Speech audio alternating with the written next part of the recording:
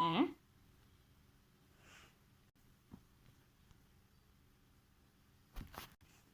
Bonjour à tous les amis, c'est Makotom et on se retrouve pour une nouvelle vidéo.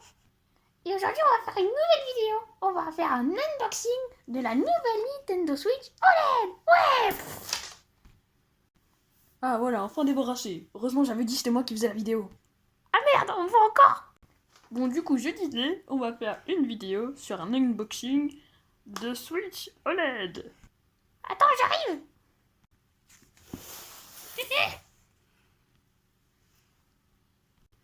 Et maintenant on fait quoi?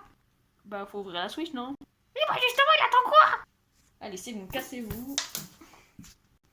Donc je sais pas combien de fois je vais dire Switch OLED dans cette vidéo, mais c'est parti pour découvrir la nouvelle Switch. Alors, où ça s'ouvre? Waouh! Donc là, direct, on a les Joy-Con. Donc, les petits Joy-Con blancs. Et Switch, ils n'avaient pas encore fait de Joy-Con blancs et ils sont vraiment stylés.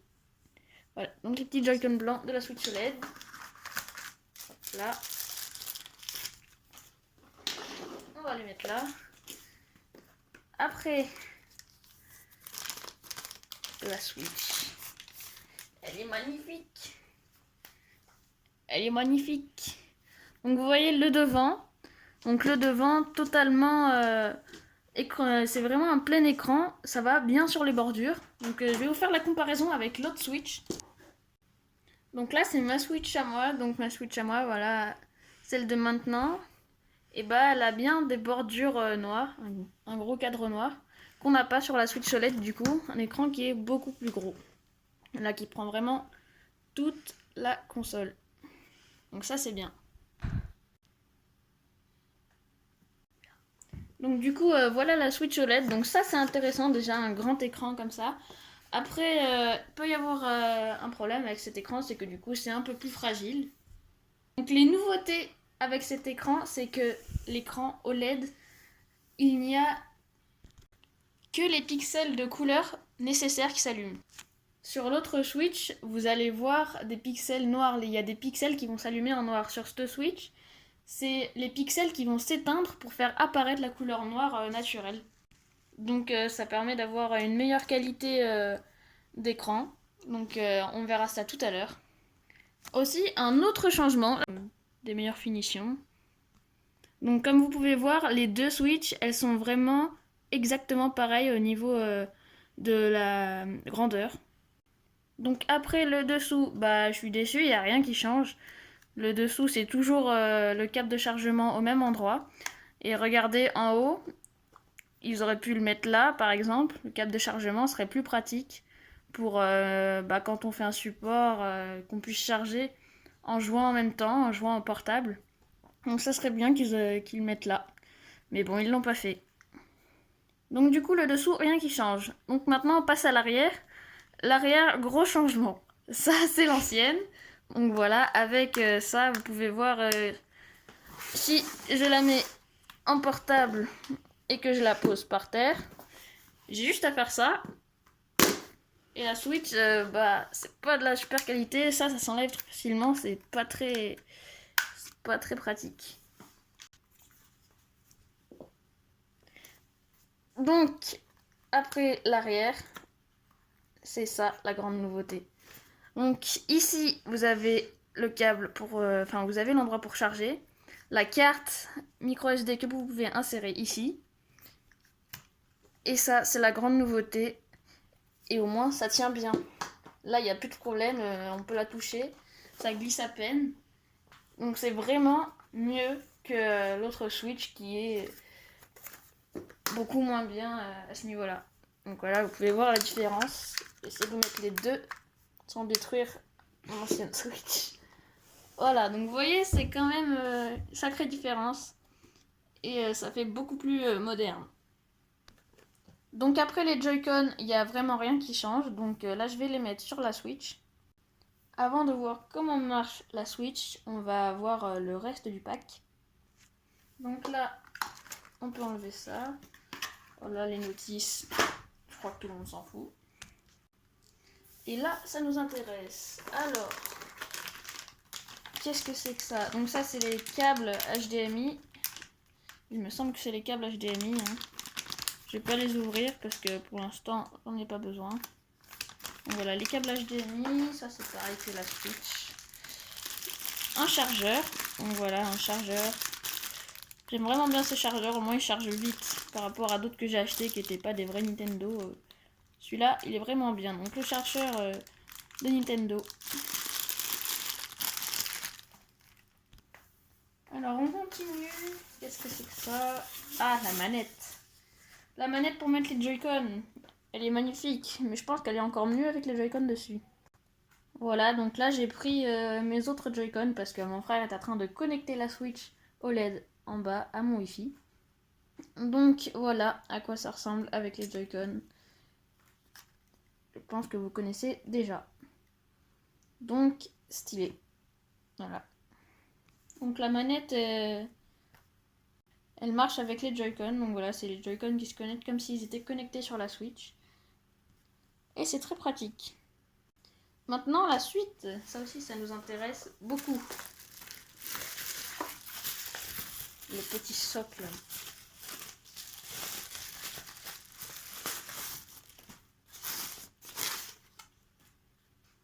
Voilà.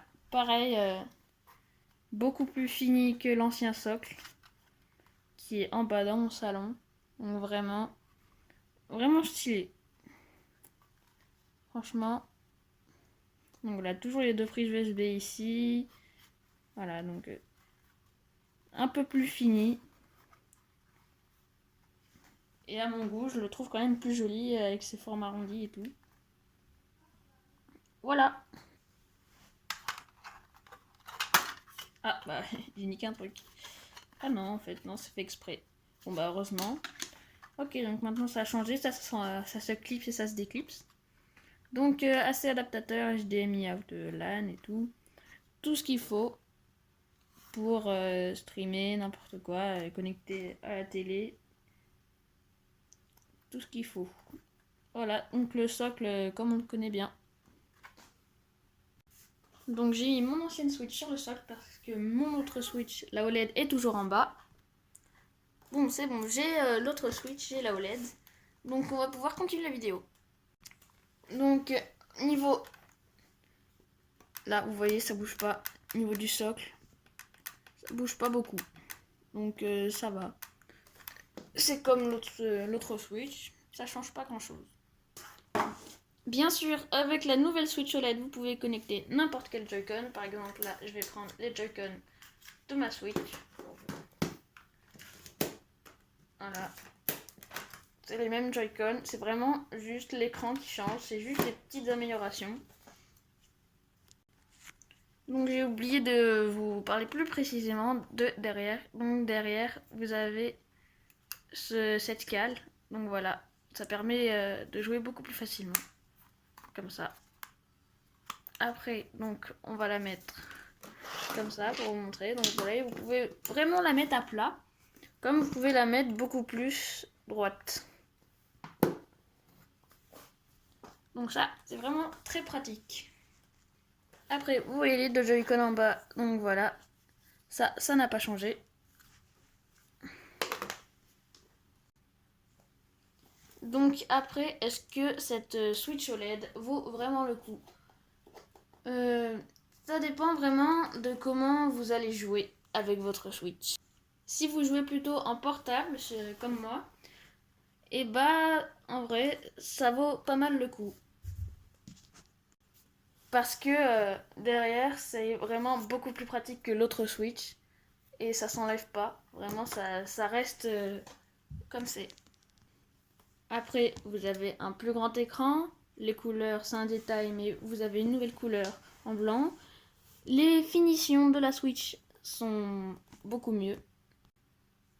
Ça fait vraiment des finitions modernes. Après, certains disent qu'elle est aussi plus puissante. Après, l'écran est un peu plus grand.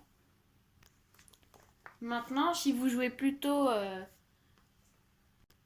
sur télé et avec le socle, je pense que la Switch normale l'ancienne Switch peut suffire. Donc dans les prochaines vidéos que je ferai, il y aura peut-être encore des vidéos sur mon ancienne Switch. Et puis sinon sur la nouvelle Switch, vous aurez aussi des vidéos et vous pourrez voir ce que ça donne niveau de l'écran, des couleurs, tout ça, tout ça. Sur ce, c'était Pacotom et on se retrouve pour une prochaine vidéo. Allez, à plus!